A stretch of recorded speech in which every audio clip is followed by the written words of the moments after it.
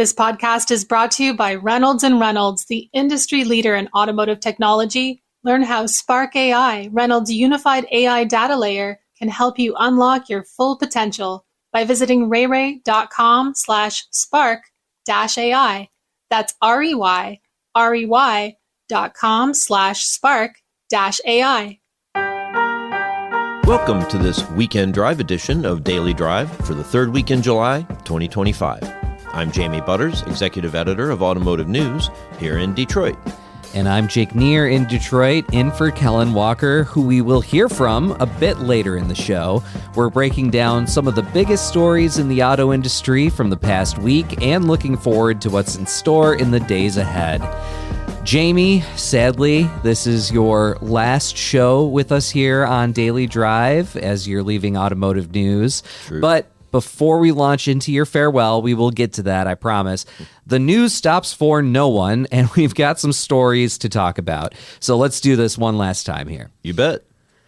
It was another big week of tariff news. Yesterday, we talked about the Trump administration raising Chinese graphite tariffs to an effective rate of 160%, which would be, of course, a big blow to battery makers especially.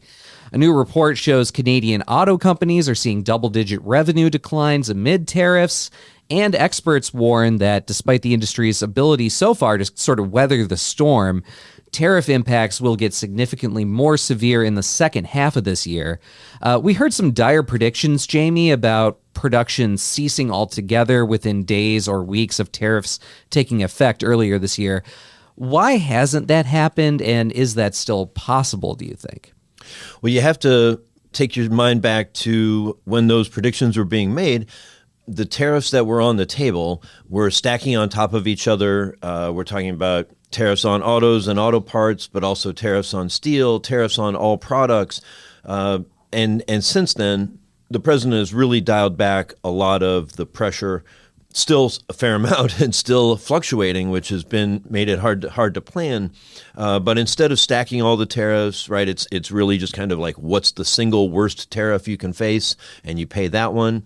Also, look, there's also a really big exemption for USMCA compliant parts and vehicles, not fully exempted, but allowing it and making those much less onerous.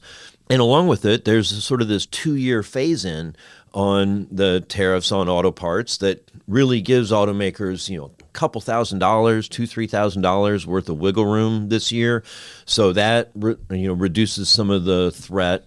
But it is going to get harder. So the big takeaway, right, is that while the initial proposals were really onerous and unwieldy, the president heard the industry and clearly doesn't want to destroy the auto industry. He wants to reshape it, not destroy it. So he's backed off on a lot of things. He's put in some new elements. As I've said before, it's all going to stay very much in flux. It's going to be a very challenging environment for automakers and suppliers until we get a new North American trade agreement, a new deal between the U.S., Mexico, and Canada. So we'll see what that brings. If that ends up with, 25, 30% tariffs on all auto-related trade between the three countries, it's going to be really problematic. If it ends up dialing something back down or even kind of restoring USMCA in a full-throated way, it could even improve things. Of course, with the first thing that I mentioned there, the graphite tariffs, that is one thing that seems to be have stayed pretty consistent, which is moves that could target electrification and EVs specifically. Those things have been not easing in any way. So it seems like that's one part of the industry that keeps getting more and more challenged. Yeah, the Republicans in power in Washington are unified in their opposition to EVs. It's a little surprising because so many of those states have plans to make EVs, but I guess maybe they're hoping that those factories will be able to shift to making full-size pickups and V8 engines. I'm not quite sure, but they're definitely against EVs. They're taking away the EV tax credit. They're charging extra fees for them, extra tariffs on EV components. It's not a good time for EVs.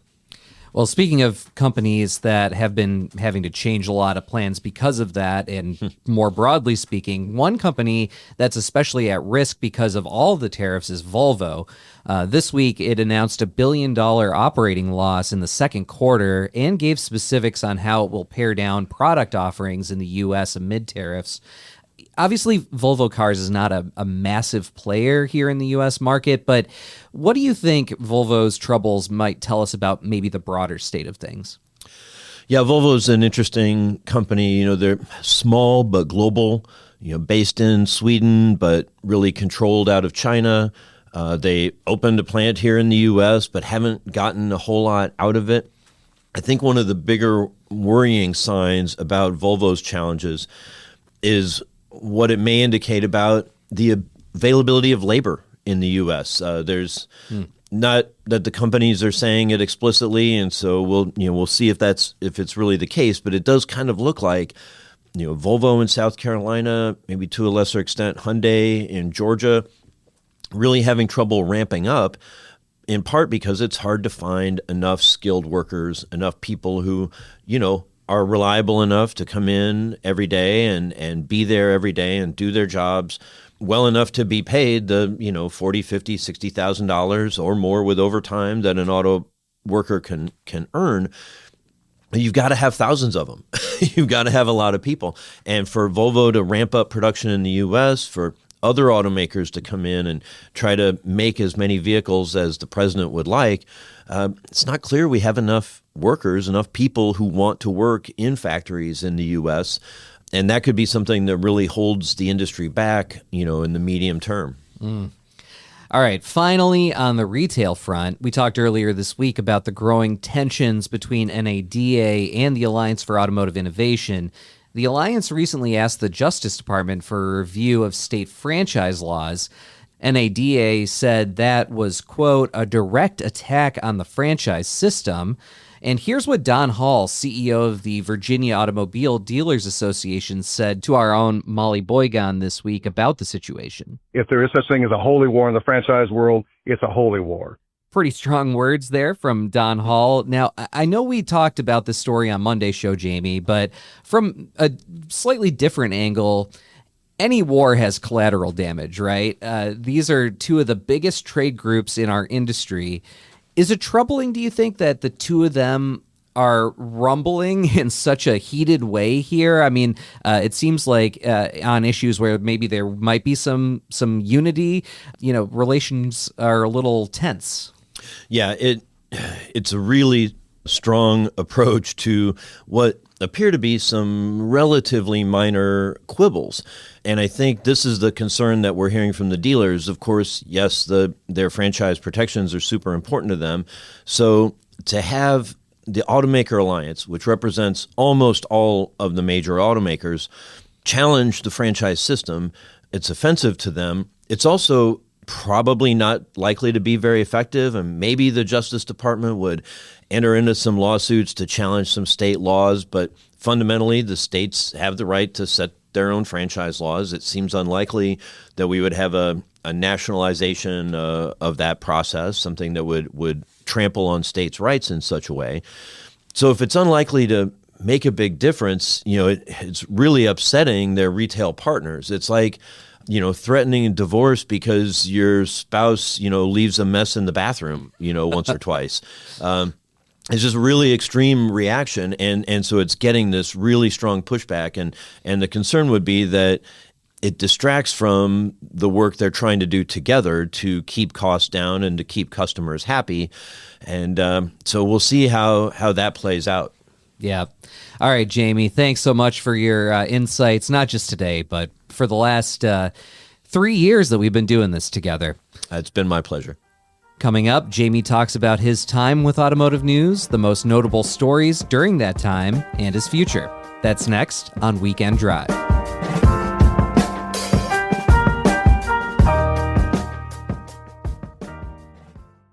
As your business gets more complex, it feels like productivity can't go any higher.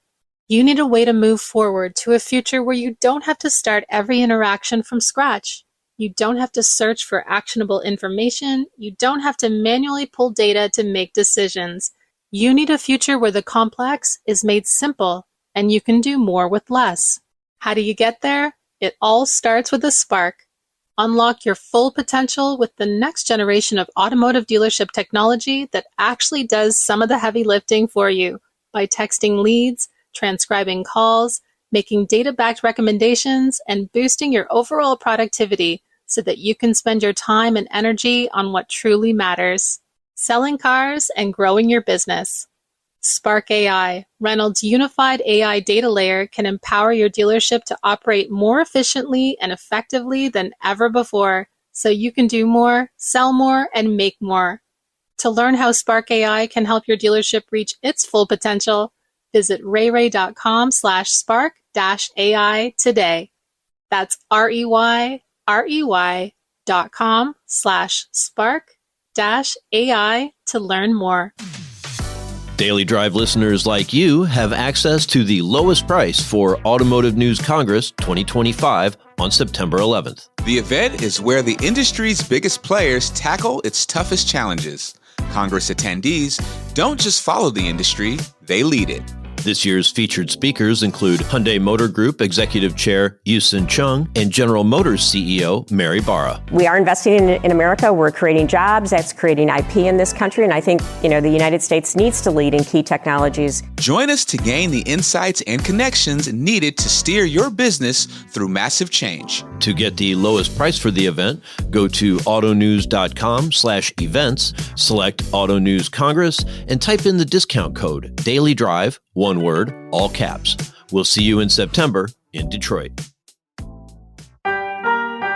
Welcome back to Weekend Drive. I'm Jake Neer with Jamie Butters. As we mentioned earlier, this is Jamie's final show as host of Daily Drive. Jamie has served as a leader here at Automotive News for the last 6 years, leading our newsroom through some of the auto industry's defining moments in the early 21st century. Kel has been off for most of this week on a well-deserved vacation, but didn't want to leave without giving Jamie a proper send-off. They spoke earlier this week about Jamie's time here at Automotive News and what's ahead for his career. Jamie, you will be leaving us. I am. Yeah, it's true. Oh God, it's. Before we get into this, all I first want to say is that I'm upset that you're leaving. It's not because you're leaving Automotive News and all this, but I'm having a vain moment. You're leaving me. Okay. The hardest part about leaving, I mean, this has been such a great job. All the things I get to do, but especially the people I get to work with, and working with you and Jake. About a half hour every day is usually my I laugh more that half hour than almost any other time of the work week. Well, I mean, you spent 6.5 years at Automotive News, and I mean, you've covered just about everything in the 6.5 period of time. Everything from COVID to up now until the Trump election. What would you say is some of your top stories, or I guess most memorable stories with your time here at Automotive News? Yeah, I mean, once I hit the ground, right, and it's like trying to learn all the things that Automotive News does and all the the great events all through the year. And we had the first big event coming up after I was joining was going to include a keynote from Carlos Ghosn, the chairman of Nissan. A little while later, Ghosn cancels on us, and we're kind of in scramble mode. And then shortly after that, the man was arrested. At first, I thought maybe there was a connection. I mean, clearly, in hindsight, he was as surprised as anybody could be. But the Carlos Ghosn arrest, and then later his escape from Japan in a music case, in a big box, coming out of a party in a music case, is just fantastic stuff. Just amazing drama. And yeah, that's how my time at AN started. So it seems like we've hit the ground right from running from the start. That's awesome. And then what after that? Was it COVID? There's a couple of, big company stories. Obviously, Nissan has really struggled to get its footing back after Ghosn. Made a little closer to home. I think Jim Farley being promoted to CEO was a pretty big deal, and he stayed on. I got to talk to Bill Ford when that happened. And of course, Bill Ford's had a lot going on with reopening the Michigan Central train station here in Detroit. Not that that's a big auto story, but the other big one was the formation of Stellantis. Ah, that's right. Remember that with Fiat Chrysler merging with PSA, Carlos Tavares taking over as the leader, and they are off to a great start before hitting the tough times over the last year or so, and now changing horses. So that was a big one. But yeah, I mean, COVID-19, the pandemic, and followed by the chip shortage, that was a huge story for the industry. First, just sort of the fear as everything shut down. People were afraid that factories wouldn't be able to run and stores wouldn't be able to operate. The dealerships were pretty quickly considered to be essential, or at least certainly the service part was. And then from there, it just became more and more. But we saw a lot of evolution in how car sales was done, a lot more digital technology, at-home service or delivery of vehicles. A little bit of backsliding maybe since then, as if they don't have to do it the hard way, they'd rather have the customers come to them. And now we might be getting back into another lean inventory situation that'll force dealers to be nimble, but they've demonstrated they can do this during COVID. So, never count out the dealers, right? Right. And then we can't forget the UAW. Oh, the UAW, the election of Sean Fain, right, and then his unpredictable approach and striking all three automakers at once, really remarkable. And then, of course, coming out of that, he supported Biden and then supported Harris when Biden dropped out of the race, kind of standard, Democratic politics for the UAW. But after Harris got beat by Donald Trump, Sean Fain's kind of been on Donald Trump's side, at least on the trade policy. One of the defining things of the Trump era, at least for the auto industry, I mean, it's been trade and EVs. Not pro-EV, the anti-EV policy, but especially these trade policies. Somewhat flippant, I sometimes call it the global war on trade, but, he went out and announced sweeping tariffs against basically every country in the world, still trying to kind of nail down where those are going to land. And even after all that, we're still going to have to see a renegotiation of a U.S., Mexico, Canada agreement. So there's so much uncertainty on trade. It's really weighing over the industry now, but fascinating stuff. And of course, the UAW, they're kind of on the side of the Republicans on that, or at least on the side of Trump, right? Tariffs make domestic products more valuable. Maybe not great for consumers, but it can be good for the workers who are making the products that suddenly have less competition or are able to charge more for them. Hey, maybe run some more overtime in some of those Michigan and Ohio plants. So definitely works for the UAW favor. And the UAW also is not really big fans of the EVs. They, of course, appreciate the investment and the jobs, but profit sharing is really important to them. And they like the big profits and steady work hours from, making big pickups and SUVs. And we're definitely wary of the demand and the profitability of EVs. So really interesting political entanglements between the UAW and the two political parties. Awesome. Well, this has been a good run. I mean, we've been doing this together 3 years. What did I say? About 3 years. I remember coming to Automotive News, not knowing at all what I was getting myself into, and meeting you for the first time. And I'm like, oh God, who is this guy? I don't even know who this guy is. Is he even going to even like me? Like, I don't think he's going to like me, blah, blah, blah, blah, blah. And then before you know it, we just clicked. And like you said, this is the highlight of my day, is when I'm able to sit and record with you and Jake. And if the listeners knew the conversations that we had outside of our recording, I mean, that's a whole show in its own. But just coming from me, I appreciate everything you've done for me. I appreciate you educating me on the business side of the automotive world, because I came into this just as an enthusiast, just a commercial radio guy that was just a car enthusiast. And you just teaching me the ins and outs of the business, all the traveling, the trips together, the dinners here in Vegas together, and just all of, as the youngsters would say, all the game that I've been able to soak up from you in the last 3 years to help me further along just my knowledge and just this business part of the automotive space. I'm indebted to you for life, Jamie. I appreciate you so much. Everything that you, your wife, Amy, has done for me. Thank you so much.